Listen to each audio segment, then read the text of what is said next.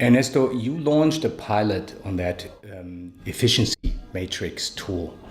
Can you tell us a little bit how the progress is? I think we have been able to launch the efficiency matrix, which is a system for providing guidelines and metrics for measuring efficiency gaps. And what we have been doing is selecting some pilots on which we can apply this efficiency matrix.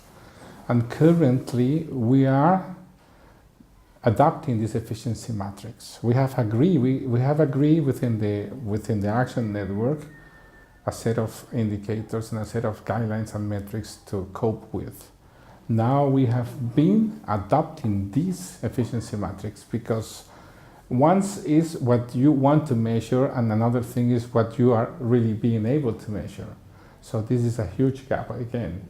So what we have done is using pilots for applying this efficiency matrix. And I think now we can say that we know more or less what we need and what we will need to adapt. Did you get any insights in terms of how large the efficiency gaps are actually? And maybe you can tell us if you found a very important gap somewhere. I think it's an answer in that question, how large are the efficiency gaps, is a little bit tricky because there are different gaps depending on the regions, depending on the production systems, and depending even on the issues you are measuring. So I will say yes in the way that within the pilots we have selected the efficiency gap we have seen and we have detected is more in relations to animal and land productions. These are the main ones that we have seen. But again, it's depending which region are you going to and which production system are you measuring.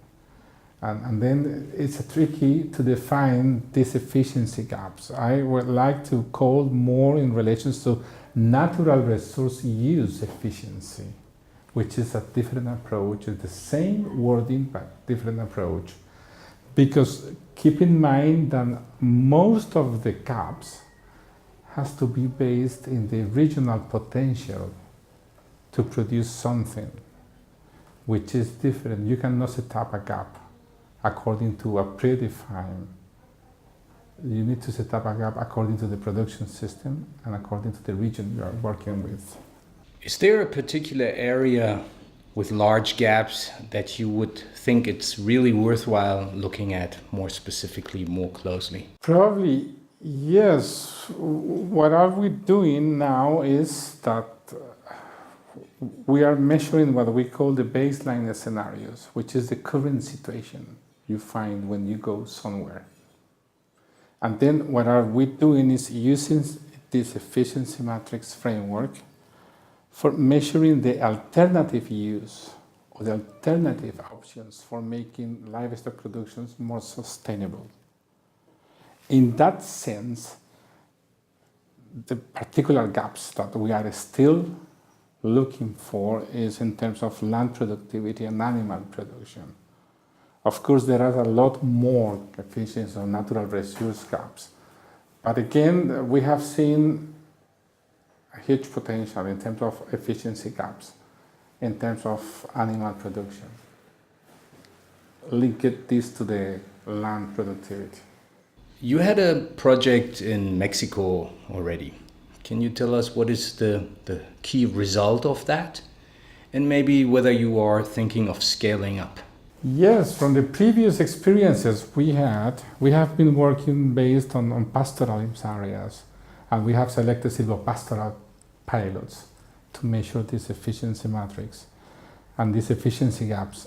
And within this, we have been collecting incredible answers in terms of efficiency, incredible results with the silvopastoral system. So we were thinking ourselves, how can we scale up this process? Is these silvopastoral systems are so good and can benefit a lot of production systems, how we can scale up this? Why it has not been already covered? Why it is not being the case that enlarge these silvopastoral systems? And Mexico is a case for this, because it has been already a region that has already scaled up the silvopastoral systems by themselves. It's a place where you can find more than 12,000 hectares with a group of producers applying the silvopastoral systems for improving the efficiency gap. So these are the major, they have been able to scale up. What do you expect of the Global Agenda's multi-stakeholder partnership meeting now, especially if you think of the theme, which is around the social benefits of livestock keeping? Now, I think we have been able somehow to frame what is the value of livestock in terms of environmental conditions and environmental implications. We have been able to measure somehow in terms of nutritional goods that livestock could provide. But now we are entering into a new dimension, which is the social dimension of the livestock. And I think this will be a huge step ahead within the global agenda and for the livestock sector, because we can see the livestock sector from different angles. Most of the misunderstandings you can easily see nowadays comes from the fact that livestock is or has been seen just from one angle. And obviously, if you analyze the livestock sector from one angle only, you will probably get the wrong conclusion.